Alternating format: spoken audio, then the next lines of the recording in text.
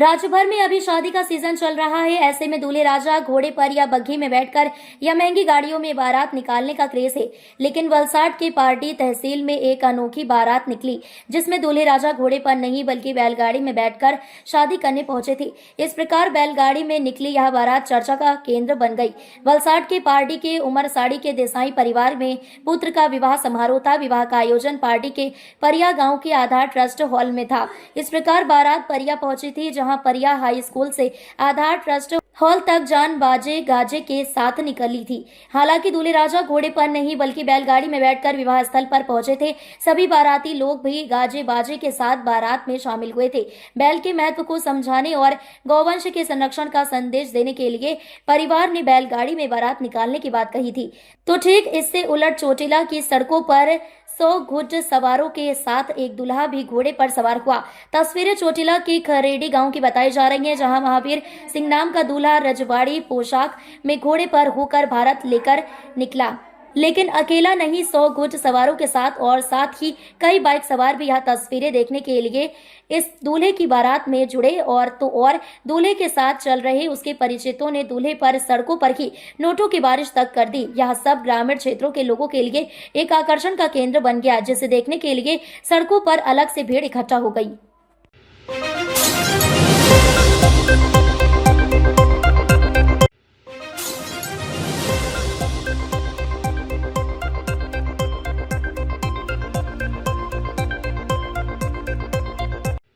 इस वक्त की बड़ी खबर आ रही है सोनभद्र से।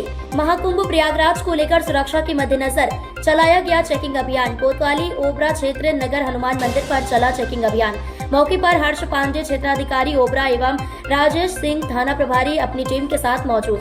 चेकिंग अभियान के तहत की गई वाहनों एवं सामानों की चेकिंग। सोनभद्र की ओबरा कोतवाली क्षेत्र में चला वाहन चेकिंग अभियान।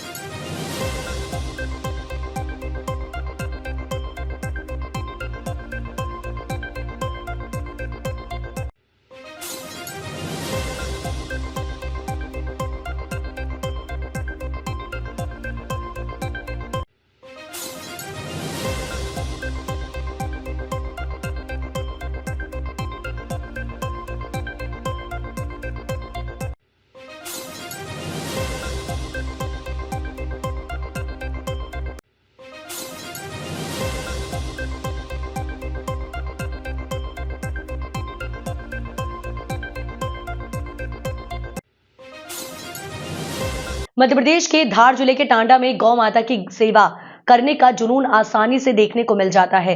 यहाँ पर गौ माता के सेवकों की एक टीम हमेशा गौ माता की सेवा करते हुए देखी जा सकती है। यहाँ के गौपालक अपने अपने पशुओं को छोड़े हुए हैं। कई बार दुर्घटनाओं में घायल हो या बीमारी से पीड़ित हो, ऐसे गौधन की हमेशा टांडा नगर के गौ सेवकों की टीम सेवा करते हुए नजर आती है। ठंड हो, गर्मी हो या बरसात, गौधन पर कोई आफत आती है तो गौ सेवकों की टीम हमेशा ही उसकी रक्षा सेवा में लगी रहती है। कुछ दिन पूर्व ही एक बीमार गाय की कई महीनों तक इन युवाओं ने सेवा की। समय समय पर बीमारियों का इलाज करवाना ये इनकी दिनचर्या का कार्य बन चुका है।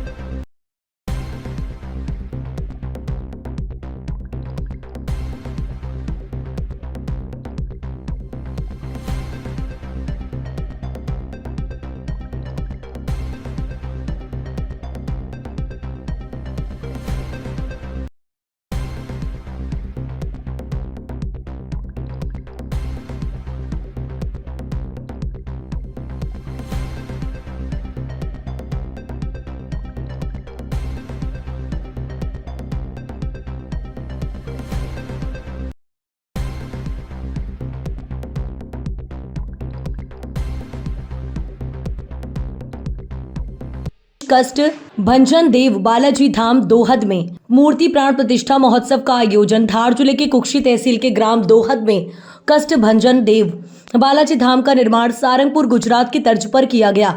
इस ऐतिहासिक धाम में 13 जनवरी से 20 जनवरी तक भव्य प्राण प्रतिष्ठा महोत्सव आयोजित किया गया। इस महोत्सव ने धार्मिक और सामाजिक दृष्टि से क्षेत्र में विशेष महत्व अर्जित किया। ऐतिहासिक कलश यात्रा 13 जनवरी महोत्सव के पहले दिन 13 जनवरी के क्षेत्र की सबसे बड़ी ऐतिहासिक कलश यात्रा निकाली गई। इसमें हजारों भक्तों ने भाग लिया। कलश यात्रा में 10 से अधिक डीजे ढोल नगाड़े और बैंड की धुनों पर भक्तों ने नृत्य करते हुए श्रद्धा प्रकट की। यह आयोजन भक्तों के लिए एक अविस्मरणीय पल बन गया है। कथा पारायण 14 से 20 जनवरी स्वामी शांति प्रियदास जी महाराज के सानिध्य में लगातार 7 दिनों तक कथा पारायण का आयोजन किया गया। लाखों भक्तों ने इस दिव्य कथा का श्रवण किया। महिला भक्तों ने पुरुषों से अधिक संख्या में भाग लेकर अपनी श्रद्धा व्यक्त की। कष्टभंजन देव बालाजी धाम क्षेत्र के लिए ऐतिहासिक आयोजन मूर्ति प्राण प्रतिष्ठा के इस पावन आयोजन ने पूरे क्षेत्र में धार्मिक ऊर्जा का संचार किया। भक्तों ने तन मन धन से आयोजन में सहयोग प्रदान किया। स्वास्थ्य सेवाओं के लिए पहल जगत प्रकाश दास जी अस्पताल महोत्सव के दौरान एक महत्वपूर्ण घोषणा की गई। विद्यादाता वेलफेयर फाउंडेशन के तहत क्षेत्र में जल्द ही पूज्य स्वामी श्री जगत प्रकाश दास जी के नाम से अस्पताल का निर्माण होगा। इसके बाद क्षेत्रवासियों को इंदौर या गुजरात के अस्पतालों में जाने की आवश्यकता नहीं पड़ेगी। उन्हें सभी स्वास्थ्य सुविधाएं यहीं प्राप्त होंगी। भक्तों का राष्ट्रीय और अंतर्राष्ट्रीय सहयोग इस आयोजन में न केवल स्थानीय बल्कि गुजरात, महाराष्ट्र और विदेशों से भी भक्तों ने सक्रिय रूप से भाग लिया है। भंडारा और भक्तों की सेवा 20 जनवरी कथा पंडाल में आखिरी दिन भक्तों का सैलाब उमड़ा। लगभग 50,000 से अधिक भक्तों ने भंडारा प्रसादी का लाभ लिया। 7 दिनों तक चलने वाले इस आयोजन में भक्तों ने भंडारे के लिए तन मन धन से योगदान दिया। प्रशासन और सामाजिक संगठनों का सहयोग। इस आयोजन में सामाजिक और प्रशासनिक विभागों ने महत्वपूर्ण भूमिका निभाई। बजरंग दल, कुक्षी सेवा दल, पिपलिया सहित पुलिस प्रशासन ने अपनी सेवाएं दी और आयोजन को सफल बनाने में मदद की। सोनभद्र के दुद्धी स्थित कन्हड़ सिंचाई परियोजना से किसानों को जल्द ही बड़ी राहत मिलने वाली है।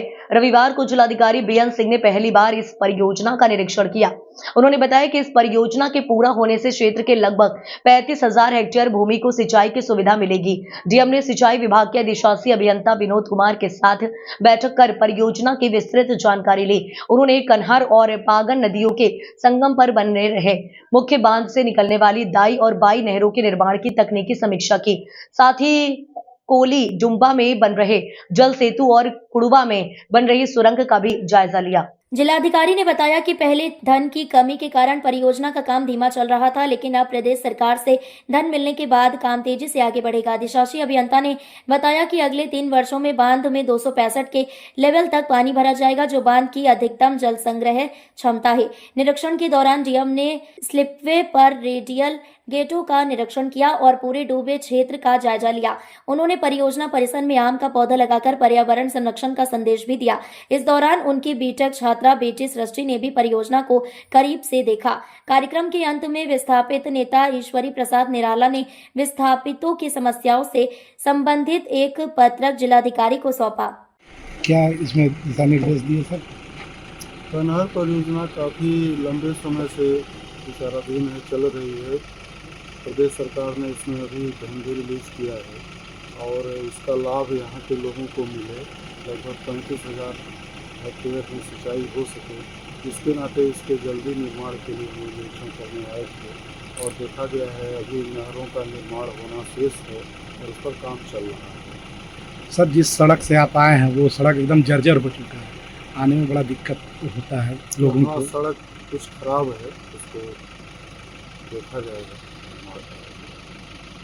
मुंब्रा में एक छोटे मोटे फिल्म बनाने वाले बॉलीवुड और भोजपुरी निर्माता और उसके सहयोगियों को फर्जी कॉल सेंटर चलाने और महिलाओं को धोखा देने के लिए जीवनसाथी.com पर फर्जी वैवाहिक प्रोफाइल बनाने के आरोप में गिरफ्तार किया गया है। अब तक 30 महिलाएं इसके शिकार हो चुकी हैं, जिनसे अनुमानित तौर पर 1 करोड़ रुपए की ठगी हुई है। इसके अतिरिक्त एक चैटिंग वेबसाइट के माध्यम से इस्तेमाल किए गए 9 लैपटॉप और राउटर को मुंब्रा पुलिस स्टेशन के अधिकारियों ने जब्त कर लिया है। मुंब्रा पुलिस ने कुछ दिन पहले जीवनसाथी.com के माध्यम से महिलाओं को फंसाने वाले आरोपी को भोपाल से गिरफ्तार किया था, जहां पर उसने महिला के साथ 13,68,000 के करीब शादी का झांसा देकर धोखाधड़ी की थी। थाने पुलिस उपायुक्त सुभाष बोरसे ने बताया कि मुमरा पुलिस स्टेशन के साइबर सेल के अधिकारी प्रवीण सुरवाड़े और सानप की टीम लगातार ऑनलाइन महिलाओं की शादी का झांसा देकर फंसाने वाले आरोपी के खिलाफ ऑपरेशन कर रहे थे। इस दौरान एक आरोपी को भोपाल से गिरफ्तार करने के बाद उसने अपने मुख्य सूत्रधार एजाज अहमद इम्तियाज अहमद उम्र 32 वर्ष को उत्तर प्रदेश के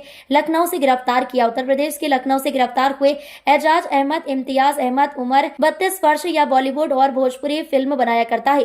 1200 स्क्वायर फीट में फैले कमरे से www.xoxa.com ऐप के जरिए अश्लील वीडियो और चैट्स का प्लेटफॉर्म तैयार किया गया था। वेबसाईट आहे त्याच्यावरती बोगस प्रोफाईल बनवलं त्यांनी फहादनी आणि त्या ऍक्च्युली जो प्रोफाईल मध्ये माणूस होता तो जईद खान होता आणि ते फहादच्या नावाने त्यांनी बनवलेलं होतं। कशा प्रकारे तो बायकांना फसवतो?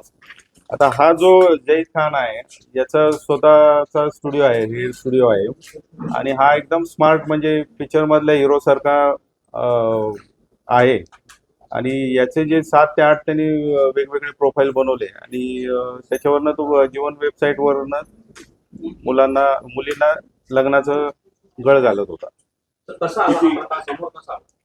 नाही, ही जी मुलगी आहे, जी विक्टिम जी आहे आमचे गुन्ह्यामधली फिर्यादी, हिचं जीवनसाथी.com वर हिनी पण प्रोफाईल बनवलं आणि मग हे मॅच झाल्यानंतर यांचं चॅटिंग सुरू झालं। त्यावेळेस त्यांनी सांगितलं की मी अमेरिकेमध्ये बिझनेस करतोय डायमंड आणि ज्वेलरीमध्ये आणि आपण लग्न करूया आणि म्हणून मग सुरुवातीला त्यांनी चॅटिंग बिटिंग झाल्यानंतर हिला गिफ्ट म्हणून एक डायमंडचं आर्टिकल पाठवलं चांगलं आणि ते कस्टम मध्ये अडकलंय सांगितलं आणि त्या नावाने काही पैसे काढले। त्याच्यानंतर तो युगांडात आहे मी आणि माझा ऍक्सिडेंट झालेला आहे आणि मला इमर्जन्सी आता पैसे पाहिजेत, माझ्याकडे जी करन्सी आहे ती चालत नाहीये, अशा पद्धतीचे बहाणे करून त्यांनी जवळजवळ 13,54,981 रुपये तिच्याकडनं घेतलेले आहेत। तर हे जीवनसाथी.com चं प्रोफाईल बँक अकाउंट मधनं जे ट्रान्सफर झाले ते आणि मोबाईलचं अनालिसिस करून पहिला आरोपी आम्ही अटक केला। तर त्याचा चेहरा काही आम्हाला फिर्यादीनी जो दाखवला फोटो तो आम्ही गुगलवरनं आमच्या टीमने म्हणजे सुरवाडे आणि सानप ह्या 2 टीम आहेत सायबरच्या टीम यांनी त्याचा पहिला गुगलवरनं चेहरा ट्रेस केला, तो मुलीकडनं व्हेरीफाय करून घेतला आणि नंतर मग अनालिसिस करून मोबाईलचं त्याचं लोकेशन काढलं आणि भोपाळमध्ये त्याला अटक केली। तर हा जो पहिला आरोपी अटक झाला त्याच्यानंतर त्यांनी दुसऱ्या आरोपीबद्दल माहिती दिली, त्याच्याकडनं त्याचा फोटोही घेतला आणि त्याच्यानंतर आमची टीम गेली तिथं, वेषांतर करून 2-3 दिवस तिथं राहिले ते। त्याचं कॉल सेंटर असेल असा एक आमचा गेस होता आणि तो सुरवाड्यांचा जो गेस होता आमचे आयोग तो बरोबर निघाला आणि ते कॉल सेंटर पर्यंत पोहोचले, परंतु त्या दरम्यानच तो थारमधनं येत होता आणि त्या लक्षात आलं आपल्या ऑफिसमध्ये काहीतरी गडबड चालू आहे, पोलीस आलेले आहेत आणि त्यामुळे त्यांनी तिथून पळून जायचा प्रयत्न केला। तर आमच्या टीमनी जवळजवळ 5-6 किलोमीटर त्याच्या गाडीचा पाठलाग केला आणि मग त्याला पकडलेला आहे। नंतर जो आरोपी आहे या दोघांना अटक केली त्याच्यानंतर मग त्यांच्याकडून किती हस्तगत केला आणि किती महिलांची फसवणूक केली आहे, टोटल अमाऊंट किती आहे? तर त्याच्या कॉल सेंटरवर रेड जी झाली त्याच्यामध्ये 9 लॅपटॉप, नंतर कॉम्प्युटरशी संबंधित जे राउटर आहेत किंवा हेडफोन्स आहेत हे आम्ही ताब्यात घेतले। नंतर त्या मुलीचा जो फसवणूक झालेली रक्कम आहे ती रिकव्हर केलेली आहे आणि हा कॉल सेंटर चालवत होता। तसंच एक त्याची वेबसाईट आहे, एक चॅटिंग वेबसाईट आहे, त्याच्यामध्ये तो हनी ट्रॅप करतो चॅटिंग वेबसाईटने आणि हे जे जीवनसाथी.com वर बोगस प्रोफाईल बनवून मुलींना फसवतो। तर आतापर्यंत जे प्राथमिक माहिती आहे अजून ही कन्फर्म व्हायची आहे, 30 महिलांपर्यंतचा आकडा असायची शक्यता आहे आणि आकडा जो फसवणुकीचा आहे तो 1 करोडच्या वर जायची शक्यता आहे। त्याच्याकडून काय मुद्देमाल हस्तगत केले? हा मुद्देमाल 9 लॅपटॉप केलेले आहेत। मुलीचे जे आमच्या फिर्यादीमध्ये जी मुलगी आहे तिचे पैसे रिकव्हर केलेले आहेत। बाकीचे कोण फिर्यादी आले का? अजून आलेले नाही आहेत, येतील तसे आम्ही पुढे कारवाई करू। आणि याच्यामध्ये सगळ्यांमध्ये त्यांचा जे महिला आहेत महिलांची फसवणूक झाली त्यांच्यासाठी काय? तर महिलांसाठी आणि आमचे आव्हान हेच आहे की हे ऑलरेडी आमच्या CP साहेबांनी ड्राईव्ह सुरू केलेला आहे की सायबर क्राईम किंवा सोशल मीडियाचा जो दुरुपयोग होऊन फसवणूक केली जाते, तर अशा गुन्ह्यांच्या अवेअरनेससाठी आम्ही वेगवेगळे स्तरामधील म्हणजे वृद्ध असतील, कॉलेजच्या मुली असतील, मुलं असतील किंवा सोसायटी असतील, यांना आवाहन करत आहोत. आमचे अधिकारी जात आहेत, त्यांना या टाईपच्या गुन्ह्यांबाबत माहिती देत आहेत आणि असं काही जर असेल तर त्यांनी पहिल्यांदा पोलिसांशी संपर्क करावा, त्यामुळं पुढची हानी टळू शकेल. सर असा एक प्रकार झाला डिजिटल अरेस्ट आपण चालू आहे त्याच्याबद्दल काय नाव? हा डिजिटल अरेस्ट याच्याबद्दल असं म्हणजे मी पोलीस दलाच्या वतीने सांगतो की डिजिटल अरेस्ट हा प्रकारच नाहीये. असं जर कोणाला डिजिटल अरेस्ट करून कोणी काय फसवणूक करत असेल तर पहिलं काम आहे त्यांनी पोलिसांशी संपर्क करावा, जवळच्या पोलीस स्टेशन. तर याच्यामध्ये काही अजून आरोपी आहेत? आतापर्यंत तपासात निष्पन्न झाले 2 आरोपी अटक झालेले आहेत आणि ह्या आरोपीची 22 पर्यंत कस्टडी आहे. ते इंट्रोगेशन मध्ये जे निघेल त्याप्रमाणे पुढचे आरोपी हे सर केले हे जातील. 9 लॅपटॉप होते तिथं आपण दोघंच ऑपरेट करायचे का अजून कोणी? नाही, तिथं ऑपरेटर म्हणजे ते कॉल सेंटर आहेत ना, तिथं मुली होत्या ऑपरेटिंग साठी. नाही त्यांना नाही. त्यांना आपण साक्षीदार बनवणार. इस गुने में हमने जो कॉल सेंटर था उस पे रेड किया था, तो उसमें 9 लैपटॉप मिले हैं, राउटर मिले हैं 2 और बाकी जो कंप्यूटर को लगते हैं वो चीज़ें हैं. उसके सिवा लड़की ने जो पैसे ट्रांसफ़र किए थे वो सब अमाउंट हमने रिकवर कर लिया. सर आरोपी का क्या बैकग्राउंड है, क्या चला रहा था वहाँ पे? आरोपी जो है वो फिल्म प्रोड्यूसर है, छोटी छोटी फिल्म बनाता है. उसने भोजपुरी एक पिक्चर भी बनाई है और अभी वो कॉल सेंटर चला रहा है. जॉक्सो करके वेबसाइट है, चैटिंग फैसिलिटी वो देती है और उसमें वो लड़कियां उस पे लैपटॉप पे बैठ के चैटिंग करती है लड़कों से और उनको अपने जाल में फंसाती है और फिर उनसे पैसे ऐंठती है. क्या इसे हनी ट्रैप के नजरिए से भी देखा जाए जिस तरीके से चीज होती है? हाँ, ये जो उसका अलग वेबसाइट है वो तो हनी ट्रैप का ही है. सर इसमें कितने आरोपी अरेस्ट हुए और कहाँ से पकड़े? 2 आरोपी अटक हुए हैं. एक आरोपी भोपाल से अटक हुआ है और एक उत्तर प्रदेश से अटक हुआ है. सर इसमें क्या कुछ कितने अब तक इसमें जांच में फंसे हुए कुछ आंकड़े वाले कुछ सामने आ चुके? नहीं, वो इन्वेस्टिगेशन चल रहा है, कुछ दिन बाद पता चलेगा. और भी आरोपी होने की शक्यता है? हाँ, अगर इन्वेस्टिगेशन में अगर और आरोपी आते हैं तो उनको भी आरोपी बनाया सर आप जाएगा. लोगों से क्या अपील करेंगे घर से बनाने? ऑलरेडी हमारे CP साहब ने इस बारे में एक ड्राइव चलाया है कि लोगों को साइबर क्राइम और ये जो ऑनलाइन चीटिंग होता है उसके बारे में अवेयर किया जाए. तो इसके लिए हम स्कूलों में, सोसाइटी में, सीनियर सिटीजन क्लब में हमारे ऑफिसर जाके लेक्चर देते हैं और किस टाइप के क्राइम होते हैं उसमें आप ना फंसे, इसके लिए अवेयर करते हैं. अगर ऐसी कोई कोशिश होती है तो तुरंत पुलिस को उन्होंने इत्तला करनी चाहिए ताकि पुलिस अगला एक्शन ले और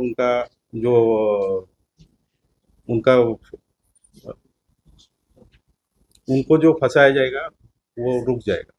सर किस तरीके से ये ड्राइव चला गया था, क्योंकि पहला आरोपी इसमें गिरफ्तार हो चुका था, दूसरा आरोपी को गिरफ्तार करने में जिस तरीके से साइबर की टीम लगी हुई थी, खास करके आपका मार्गदर्शन होगा, तो क्या कुछ आपके नजर में आया कि इसमें जो है अनेक महिलाएं हो सकती? ये जो जहीद खान है उसको हमने पहले उसका जो प्रोफाइल है और उसका बैंक अकाउंट है उसको एनालिसिस करके उसको पकड़ लिया भोपाल से और फिर से उसने जो इन्फॉर्मेशन बताई दूसरे आरोपी की, उस इन्फॉर्मेशन के तहत दूसरे आरोपी को पकड़ा गया. हाथ में कटोरा लेकर नगर निगम आयुक्त के कमरे में भीख मांगते हुए नजर आए पार्षद प्रतिनिधि. जानकारी देते हुए बताया गया कि पिछले कई दिनों से वार्ड में नालियों की सफाई नहीं हो रही है, लाइट बंद पड़ी है. कई बार अधिकारियों को शिकायत की, आज तक समस्याओं का निराकरण नहीं हुआ, जिस विषय को लेकर आज पार्षद प्रतिनिधि रूपेश वर्मा ने हाथ में कटोरा लेकर नगर निगम कार्यालय पहुंचे और नगर निगम कार्यालय के सभी विभागों में भीख मांगी. कहना ये चाहता हूँ, सबसे पहले तो पत्रकार साथी को दिल से धन्यवाद और बधाई देना चाहता हूँ कि मेरे साथ कंधे से कंधे मिला के चल रहे हैं. सिक्कों की आवाज तुम्हारे तक पहुंच पा रही है लेकिन पार्षद की आवाज इन अधिकारी कर्मचारियों के तक नहीं पहुंच पा रही है. समस्या आ रही है, छोटी छोटी समस्याओं को, लेकिन मैंने हर बार अवगत कराया है। हमारे महापौर साहब को भी अवगत कराया, महापौर जी को भी गुमराह किया जा रहा है। कहीं ना कहीं ये जो नीचे के अधिकारी है, ये कहीं ना कहीं छोटी छोटी समस्या ऊपर तक बताते नहीं, और कहीं ना कहीं जनता को इसकी आफत उठानी पड़ती है। और पार्षद को ऊपर हर व्यक्ति बड़े व्यक्ति के पास नहीं जाता है। जनता एक वार्ड का चौकीदार, जनता वार्ड का एक पार्षद वहाँ का एक चौकीदार होता है, और चौकीदार के माध्यम से उनकी हर एक देख रेख करता है और उनकी छोटी छोटी समस्याओं को हल करता है। अब हल करने के बाद में वो पार्षद हल नहीं कर पाता, तो कहीं ना कहीं जनता का आक्रोश बढ़ता है, और आक्रोश बढ़ने के कारण इसी बीच में मेरे को हमारे वहाँ के 1 महीने से लाइटें चालू नहीं हो रही है, तो मुझे कटोरा लेके हाथ में लेके भीख मांगने की आवश्यकता पड़ गई कि हम लोग संपत्ति कर जलकर इकट्ठा भरते हैं, तो जनता क्यों दिक्कत उठाए। जब तुम एक दिन संपत्ति कर में ये समस्याएं उठा लेते हो, जलकर में आप वो लगा देते हो पेनल्टी, वो चीज दिखती है, लेकिन हम 1 लाख सब देने के बाद असुविधाएं क्यों उठाएं। पार्षद 24 घंटे मिल रहा है, सुविधाएं नहीं मिल पा रही है, तो समस्या आ रही है। आज विपक्ष बिल्कुल मौन धारण करके बैठा है।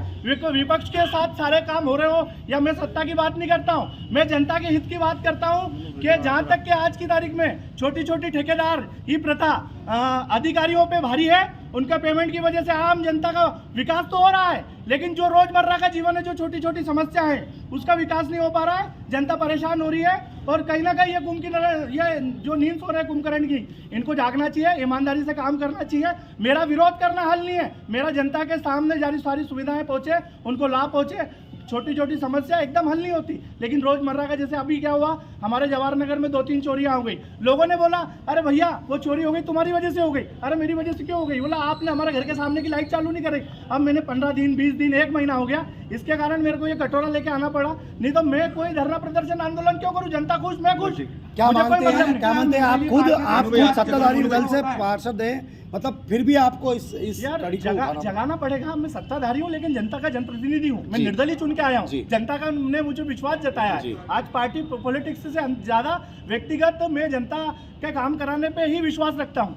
भैया यहाँ देखा गया कि अभी देखा गया आपने जब कटोरा लेके गए तो कई अधिकारियों ने पैसे नहीं दिए आपको, तनख्वाह नहीं मिली, बता रहे हैं। मैं क्या कह रहा हूँ, कई बार ये शिकायत है कि तनख्वाह नहीं मिलती। कर्मचारियों की पीड़ा है, कर्मचारियों की पीड़ा है कि उनकी तनख्वाह समय पे नहीं मिल पाती। कई लोग समूह लेते हैं, कोई लोग परेशान है, किसी को किस्त भरना रहती है, किसी का किराना भरना रहता है, ये चीज़ है। लेकिन सब चीज़ आने के बाद में ये लोग पीड़ा उठाए, ये चीज़ गलत है। कोई ठेकेदार के आदमी है, ठेकेदार पैसा खा जाता है, ठेकेदारों को ये अपने कर्मचारियों को पैसा नहीं देते, वो काम बंद कर देते। वो भी बेचारे अच्छे घर के होते, तो वो ये ठेकेदारी में काम करने थोड़ी आते। निकलता है तो क्या करेंगे आप? अभी क्या देखो साहब, ये मैं गांधीवादी तरीके से आया था कि निवेदन करने के, मैं भीख मांग के भी मैं इतना नीचे भी गिर सकता हूँ पार्षद प्रतिनिधि होने के कारण कि मैं नाली गटर और ये भीख मांग सकता हूँ। तो सोचो कि तुम लोगों को तो जरा सी भी जू नहीं रंगेगी, तो मैं इससे बड़ा आंदोलन करूंगा।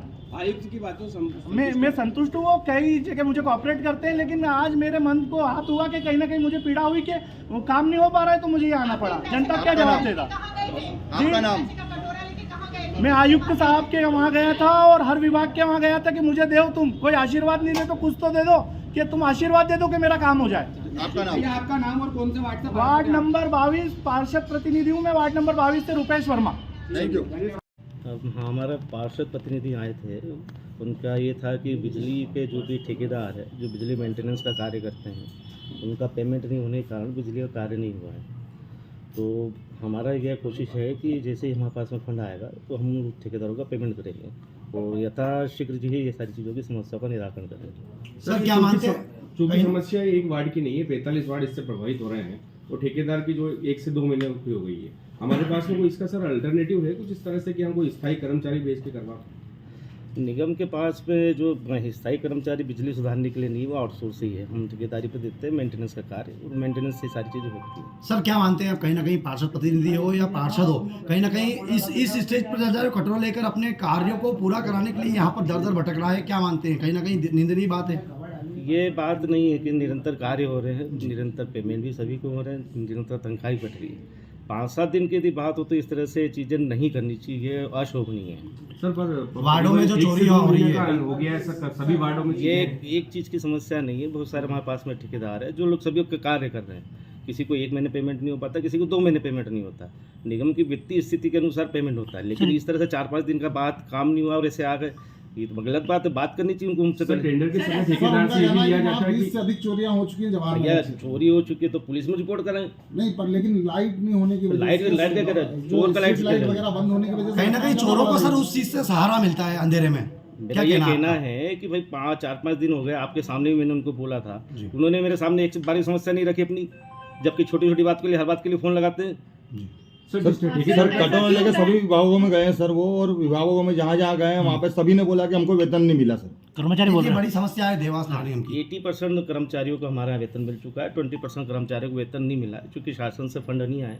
2-4 दिन में आ जाएंगे, उनका भी 20% का वेतन क्लियर हो जाएगा। ये चिंता करने का विषय उनका नहीं है, ये चिंता करने का विषय मेरा है। अगर सर वेतन नहीं मिलता है तो क्या कर्मचारी काम नहीं करेंगे और शहर के काम इसी तरीके से अवरुद्ध होते रहेंगे? हमारे निगम के कर्मचारी ऐसा नहीं करते, हमारे निगम के कर्मचारी निरंतर काम करते हैं। उनको हो सकता है 5-10 दिन तनख्वाह लेट मिले, जिसके अंदर मैं भी शामिल हूँ। इसका मतलब नहीं कि मैं काम बंद कर दूंगा। सर ऐसा क्यों होता है कि जब बात बहुत ज़्यादा बढ़ जाती है तब आपकी जानकारी में आती है? क्या पहले आप लोगों का ऐसा कोई कोऑर्डिनेशन नहीं है, कोई ऐसा सिस्टम नहीं है कि बात जो है आप लोगों को इनिशियल स्टेज में पता चल जाए और उसी समय वो इनिशियल चीज़ स्टेज sort सभी out को हो मालूम जाए? रहती है, निगम की स्थिति सभी को पता है, कोई एक नगर निगम नहीं, सभी नगर निगमों की स्थिति सभी को पता है। भाई यहाँ पर आपको बात करने के बजाय आप जिस तरह से सारी चीज़ें करते हैं, ये गलत है, अशोभनीय है। सर ठेकेदार को जब टेंडर होता है, जब उस समय कहा जाता है कि पेमेंट के लिए 2 से 3 महीने का यदि मान लीजिए मेरा ठेकेदार का पेमेंट यदि अगर मैंने करा 2-4 दिन में, यदि ठेकेदार नहीं किया तो मैं शोकाज नोटिस दूंगा, टर्मिनेट करूंगा, ब्लैक लिस्टेड करूंगा, दूसरा टेंडर कॉल करूंगा। ठीक है सर, थैंक यू। लेकिन ये जो किया है उन्होंने गलत किया। सर लास्ट में आप क्या बोलना चाहेंगे? मेरा ही कहना है कि यदि बात करने का फोरम आपके पास में खुला है, मैं उनको बोल रहा हूँ कि आप छोटी छोटी सी बात के लिए मुझे फ़ोन लगाते हैं कि ये करो वो करो। जब मैंने उनसे पूछा कि आपने मुझे फ़ोन क्यों नहीं लगाया, 5 दिन की बात थी, तो उनको फ़ोन लगा बात करनी चाहिए। मैं हमेशा बैठा रहता हूँ, रात के 8 बजे तक बैठता हूँ, आके मिलना चाहिए, बताना चाहिए अपनी बातों को। ये हरकत गलत है।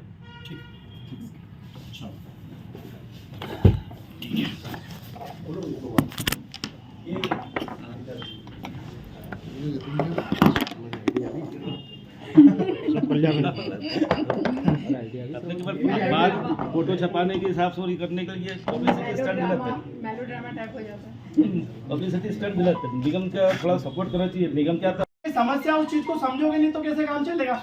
जितने सारे लोग, इसलिए मैं आप जगह मैंने यार आज तुमसे ही मांग लूं और फिर रोड जाऊं पूरे 45 वार्ड में भीख मांगो। कहीं ना कहीं मेरे सहयोगी हो, आप सहयोग करते हो, भैया अभी सहयोग करते हैं, लेकिन कहीं ना कहीं हम पीड़ा उठा रहे, तो पीड़ा कैसे बाहर आ रही है? इस माध्यम से आ रही है। हम के भी अभी फाड़ दो के अनुमान तो कर नहीं सकते, आपको समझना पड़ेगा। सौरभ जी आप भी समझो, करवाओ ये सारी चीजें, छोटी छोटी चीजें। पार्षद को कुछ नहीं चाहिए ना, मुझे ठेकेदारी करनी है, जिसको करनी वो करे। मैं तो ईमानदार आदमी हूँ, कभी भी एक पैसों के लिए नहीं आया होगा, लेकिन मैं आया हूँ जनता के काम के लिए। और जो अब क्या बोलूँ, बहुत सारी चीजें बाहर बोलूंगा। ठीक है साहब, क्या है आप क्या करेंगे? आपका नहीं, पूरा धोखा करवाओ, बिजली की लाइटें चालू कराओ। जो छोटे रोजमर्रा के जीवन है, कचरा गाड़ी अभी 4 दिन तक फिर नहीं है, उनकी तनख्वाह नहीं, इनको दो, किसी तनख्वाह दो। हम तो संपत्ति का, हमारा तो 1 क्लास वार्ड है, फटीचर वार्ड ही नहीं है। ईमानदारी से संपत्ति का जलकर इनमें 1 नंबर में आता है। जवाहर नगर पूरा पोश एरिया, कभी भी देखना कि हमारा आदमी एक भी दिन का होता तो पेनल्टी के साथ पैसा जमा करता है साहब। अरे यार एक बात बताओ, हमारे वार्ड के जो लोग हैं वो ईमानदारी से संपत्ति कर भरते हैं, जल कर भरते हैं, फिर तुम लोगों की तनख्वाह में क्यों तकलीफ आती? कभी कचरा गाड़ी वाला ठेकेदार दबाव बनाता है, तो कभी अभी 1-1.5 महीने से हमारे घर के वार्ड के बल्ब नहीं जल रहे हैं, और वो 60 होने के चक्कर में हमारे साथ ये समस्या हो रही है कि चोरियां हो रही है। 20 चोरी हो गई हमारे वार्ड में। अब लाइट सुधारना तो पड़ेगा, अब महीने भर कब तक रुके? अब ऊपर के जो हमारे बड़े नेता, उन लोगों को भी, छोटे अधिकारी से लेके बड़े अधिकारी, छोटे अधिकारी तो ठीक है, 2-4 कुंभकर्ण की नींद जो सो रहे हैं उनको जगाना पड़ेगा। महेश्वर में पवित्र एवं पर्यटन नगरी महेश्वर में पारधी समाज में जन्मी लगभग 16 वर्षीय मोनालिसा महेश्वर से रुद्राक्ष और माल बेचने अपने डेरे के साथ प्रयागराज महाकुंभ में पहुंची हुई हैं। किसी ने इनकी गजरारी सुरमा लगी आंखें और खूबसूरती को देखा और वीडियो बनाकर वायरल कर दिया। देखते ही देखते मोनालिसा का यह वीडियो सोशल मीडिया पर तेजी से ट्रेंड करने लगा। इसके बाद मोनालिसा के वीडियो की सोशल मीडिया पर बाढ़ सी आ गई है। प्रयागराज कुंभ में हर किसी की आंखें मोनालिसा को ढूंढती नजर आती हैं। उसके साथ वीडियो, सेल्फी और फोटो खिंचवाने के लिए हर कोई आतुर दिखाई दे रहा है। अपनी कजरी झील सी आंखें और सादगी में लिपटी सुंदरता ने मोनालिसा को वायरल तो कर दिया। यही खूबसूरत गहरी झील सी आंखें और सादगी में लिपटी खूबसूरती अब मोनालिसा के लिए परेशानी का सबक बन गई है। मोनालिसा को अब चेहरा छुपाकर कुंभ मेले में घूमना पड़ रहा है। वायरल होने के चलते मोनालिसा अब अपना रुद्राक्ष माला बेचने का व्यापार नहीं कर पा रही हैं। जहां भी जाती हैं भीड़ उसे चारों तरफ से घेर लेती है। वहीं सोशल मीडिया पर तो अब कुछ वीडियो वायरल हो रहे हैं जिसमें बताया जा रहा है कि मोनालिसा को किडनैप करने तक की धमकी दी गई है, जिसके चलते मोनालिसा का रो रो कर बुरा हाल है। कुछ वीडियो में वह खुद यह बताती दिखाई दे रही हैं कि मैं बहुत रोई थी जब मुझे यह बात पता चली कि कोई मुझे यहां से किडनैप कर लेगा। इसे लेकर नगर के वार्ड क्रमांक 9 जेल पहुंच मार्ग पर स्थित उनके घर पर संवाददाता पहुंचे, जहां उनके दादा से संवाददाता द्वारा बात की गई, जिसमें उनके दादा द्वारा बताया गया कि मोनालिसा प्रयागराज मेला पूरा करके ही लौटेंगी। अभी वर्तमान में मोनालिसा के पिता उसके साथ में हैं, साथ ही डेरे के अन्य लोग भी साथ हैं। हमें ये बच्चे से रुद्राक्ष लिया जो आजकल ये फेमस हो गई है, पर लोग बहुत परेशान करते हैं। माला फोटो में धंधा नहीं कर पाती, इसलिए हमको इनके ऊपर दया आके हमने माला ली है। और ये 21,000 में 21,000 में। और भी आपने लिया है ना? हाँ, माला ही ली है। और वो मतलब माला कितने में लिया आपने? वो 3500 में। अच्छा, ठीक है। तो अभी मोनालिसा से जिनको भी रुद्राक्ष लेना हो, एक मुखी रुद्राक्ष इनके पास 21,000 में है। मेरे पास 21,000 में एक मुखी रुद्राक्ष है। जिसको भी लेना हो वो जरूर हमें कांटेक्ट करे। मैंने दिया एक बापू को, हमारे गुरुजी महाराज है। ऐसे तो महंगा मिलता है, पर गुरु शिष्य के रूप में उन्होंने 21 में दिया है। ठीक।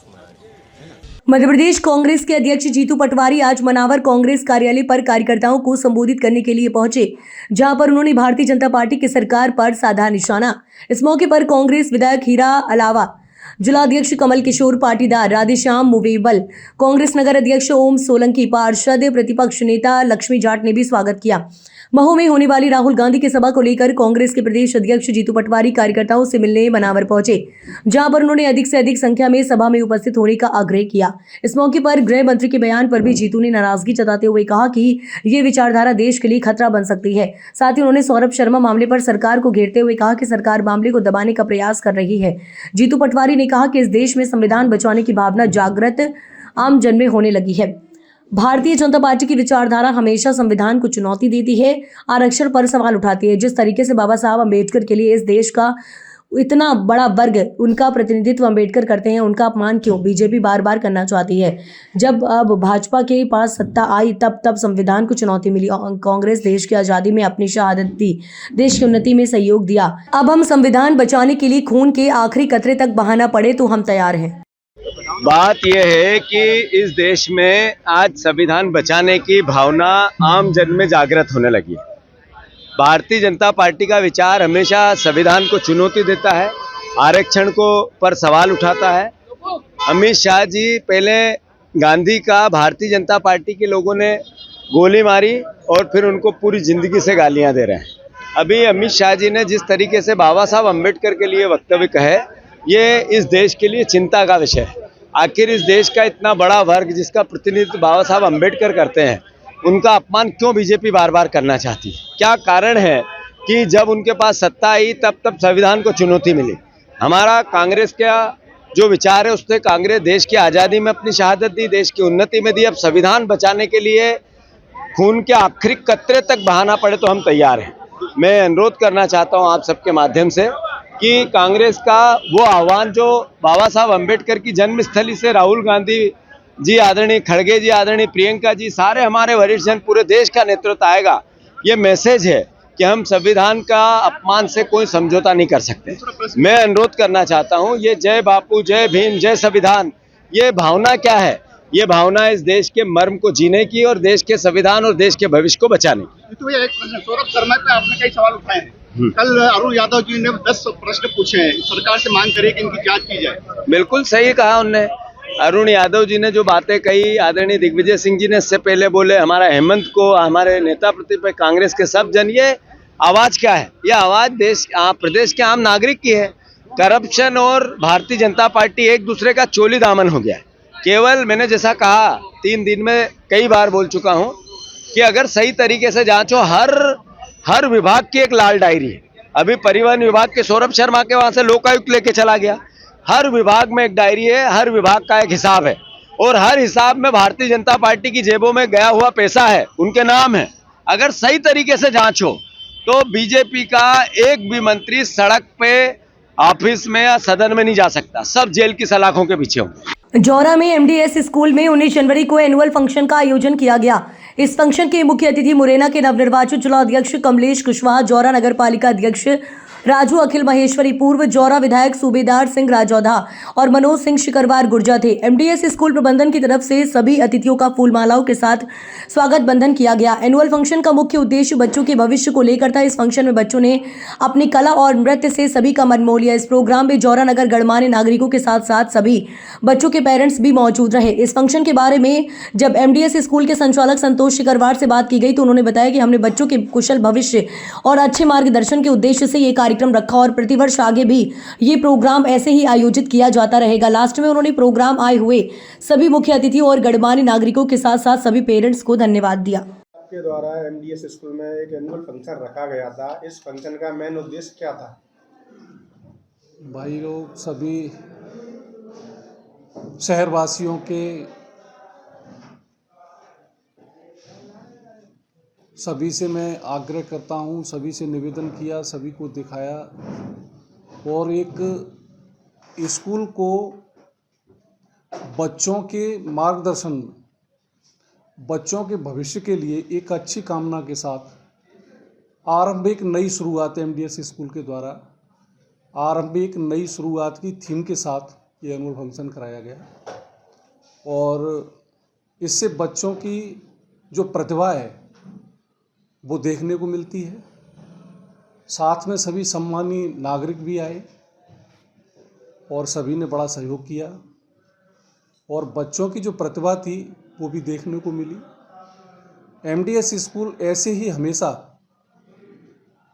बच्चों के उज्जवल भविष्य के लिए कदम उठाते रहेंगे और यही कामना है। और सभी पधारे हुए अतिथि एक भगवान का स्वरूप लेके आए, सभी का बहुत बहुत आभार, बहुत बहुत धन्यवाद। और सभी नागरिक बंधु, शहरवासी, पालकगण, जितने भी सब लोग आए, सभी का बहुत बहुत आभार। हृदय की गहराइयों से सभी का धन्यवाद करता हूँ। पधारे हुए सभी अतिथियों का बार बार एमडीएस परिवार की ओर से हृदय की गहराइयों से बहुत बहुत आभार, बहुत बहुत धन्यवाद देता हूँ।